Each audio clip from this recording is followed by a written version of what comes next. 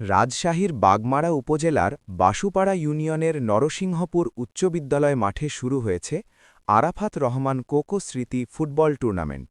খেলাধুলার মধ্য দিয়ে তারুণ্যকে গড়ে তোলা এবং মাদক ও অপরাধ থেকে দূরে রাখার লক্ষ্যেই এই আয়োজন করা হয়েছে।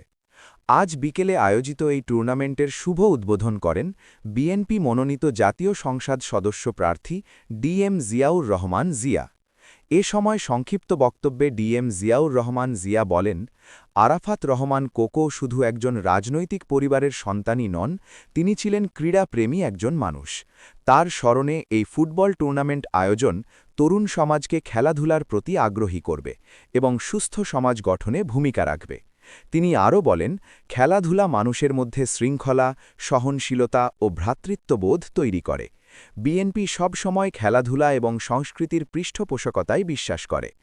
অনুষ্ঠানে স্থানীয় বিএনপি ও অঙ্গ সংগঠনের নেতাকর্মী, ক্রীড়া সংগঠক, শিক্ষার্থী ও বিপুল সংখ্যক দর্শক উপস্থিত ছিলেন। উদ্বোধনী ম্যাচে অংশগ্রহণকারী দুই দলের খেলোয়াড়রা দারুণ নৈপুণ্য প্রদর্শন করেন, যা দর্শকদের মধ্যে ব্যাপক উৎসাহ সৃষ্টি করে।